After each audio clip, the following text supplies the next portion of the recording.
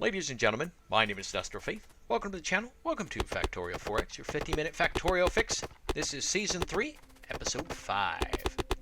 We are clearing the way for, I believe, red circuits. Although I haven't built the plastic production yet. So at some point, I'm going to decide that, well, before I can get any of this done, I need to build plastics. Much like in The Graduate. Listen to me, young man. One word. Plastics. So, and I need more path. Oh, speak of the devil.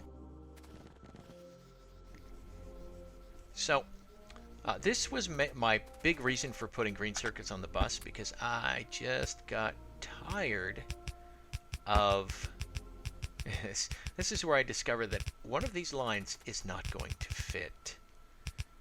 It's the middle. It's that one right in the middle. And eventually I just say forget it and I give up. I just go, I don't need anything on that line. So nothing is going to fit nicely at all. And I'm just, okay. So I get rid of it because I don't need it. It's, whatever. You know, okay. So my line was imperfect. I'll get over it. Not really. It's going to bug the crap out of me for a while. So...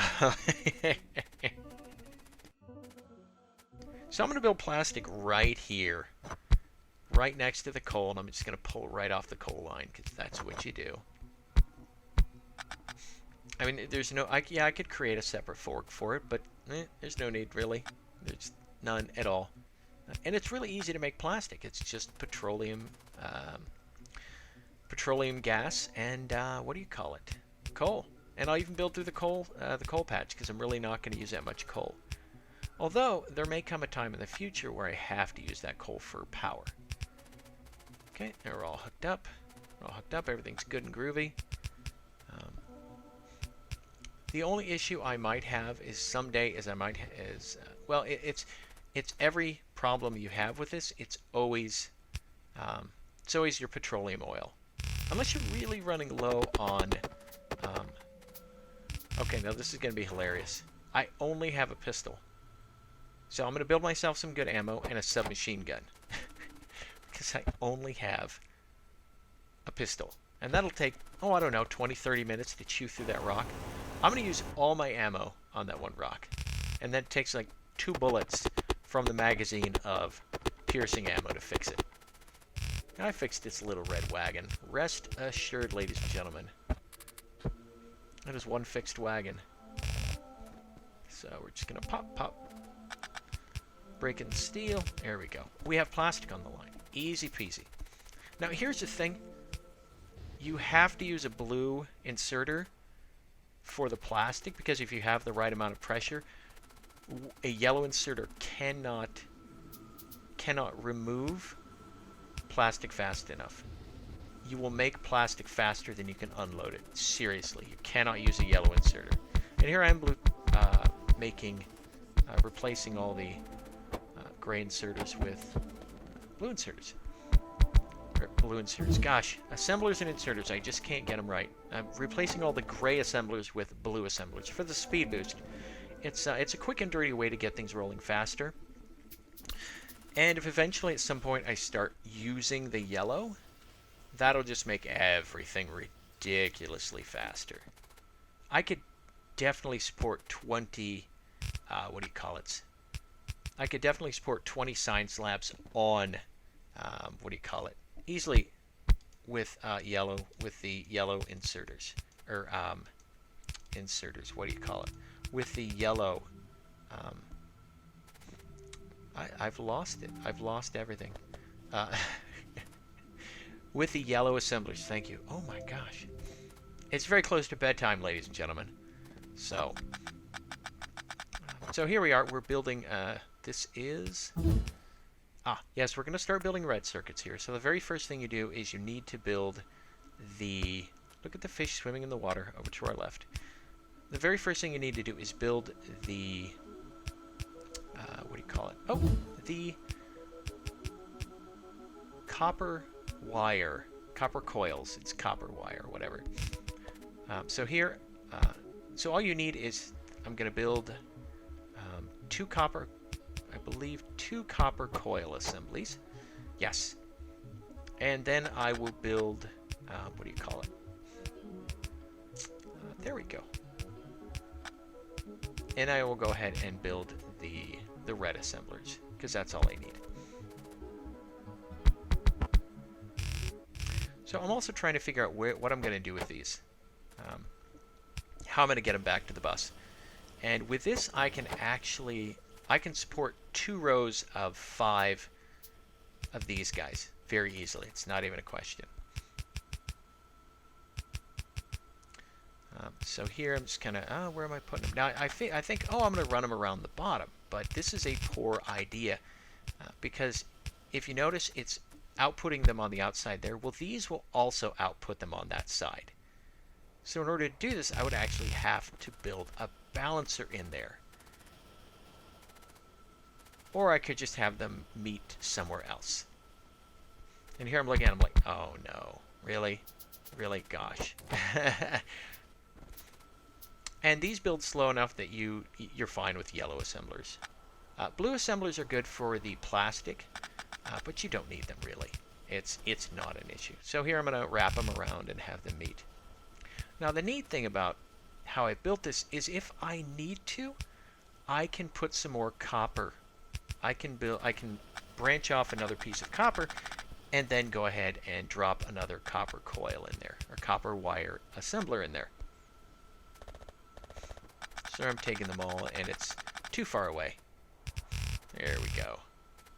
And again, this will be very easy to expand, and I'm going to need to expand it when I start building blue circuits.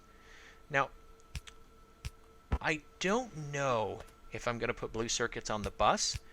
I might as well, because part of me also wants to have a, Part of me also wants to have a module production facility. I want to make efficiency modules and speed modules. I don't know about production modules. I don't know how those... I don't really know the math behind them. I don't know when they produce extra product. I don't know how it works. I'm not sure. I'd have to look at some math behind it and see if they're worth it. But here we go. We have red circuits on the bus, and I'm going to use that empty space that I couldn't make work before. So, bang. How do you like that? Problem solved. And so here we go. Everything's working fine. We have red circuits. So we are one more assembly away from making blue science. And all we need to do is make batteries. Of course, we also have to make a machine to make green assemblers, but that's the least complicated out of all of these. The red circuits... red circuits require 3 materials as well. So the green assemblers are essentially as complicated as red circuits, but they're made a lot faster. It's easier to get a backlog of those. This is for batteries. So for sulfuric acid, you first have to make sulfur, which is water and petroleum gas, and here's where I decide I'm going to run petroleum gas up the line, because I can either make the sulfuric acid way back there, but then the question becomes, where do I get iron? How do I get iron plate back there? And the answer is you don't. All iron is going to the line or to steel. Now there's a very itty bitty teeny tiny little patch of iron up by the second oil source. So I was thinking of using that actually for concrete.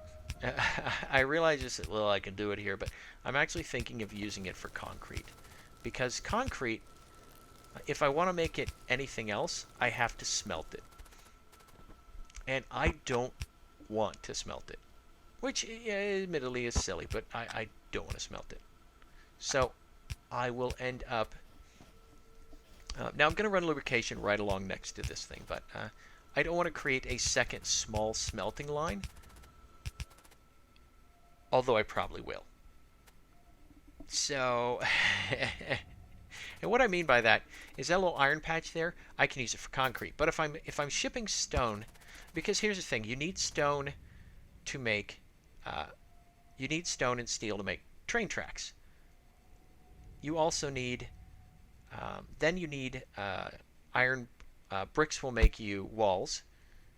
And concrete, again, concrete uses iron ore, water, and stone. So I have a valid interest in putting stone up on the bus. And at the same time, I might as well I can put in a very small smelting area and make brick. A very, very, very small smelting area. I'm just trying to figure out how to get the water and the other stuff back here. So that's what I'm working on right now.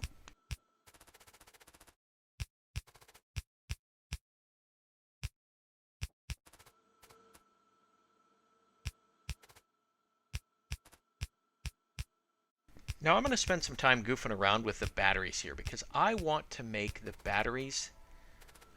This is going to crank sulfur out like nobody's business, and then it's going to make sulfur dioxide like nobody's business. And I'm having it feed directly into the sulfur dioxide there because it'll make. And then I'm going to run iron plate up the middle. And originally I was going to run iron plate up the back, and then I just went. I can just run it. It doesn't matter where I run it. There's no neat and easy way to run iron to these two things. Now what I could have done is I could have put the sulfur on a belt and fed the two sulfur dioxide plants that way. There's no need. It doesn't matter. It really doesn't matter. And the neat thing is this line is expandable. If I really, for some reason, need 100 kajillion tons of sulfur dioxide, I can do it. What else do you use sulfur dioxide for?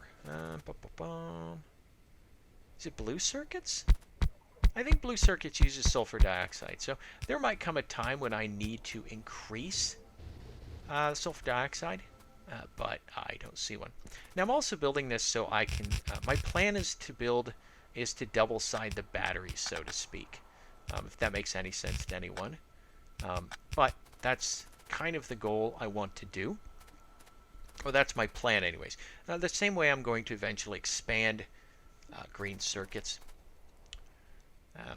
So I'm trying to future-proof my bus here.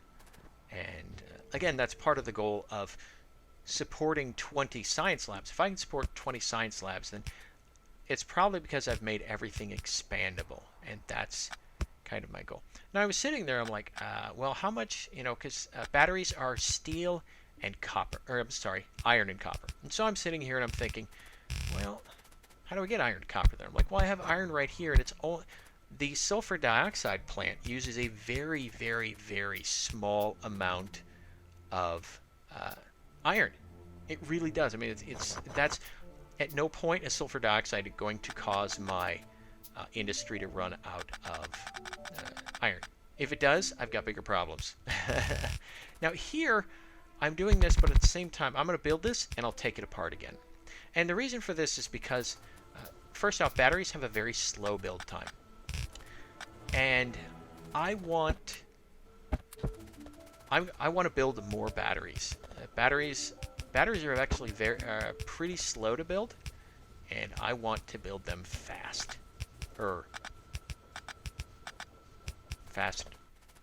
So eventually what I'm going to do is I'm going to take this apart and expand it, and I've got 6, 7, 8. Is that 7? No, it's 7. And so what I will do is I will run the steel down the middle.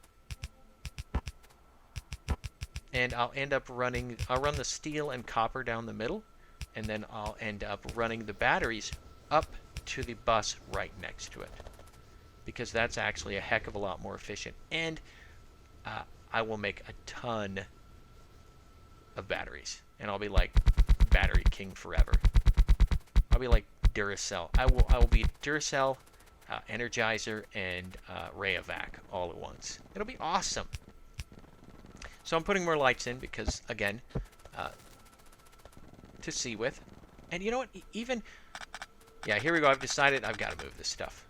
Even with, the whole YouTube thing, doing the lights for YouTube, it's still a matter of trying to make everything look nice. Ladies and gentlemen, looks like we're wrapping it up here. Thank you for joining me for the latest episode of Factorio 4X, your 50-minute Factorio fix. I look forward to seeing you in the next episode. Have a good night, and bye-bye.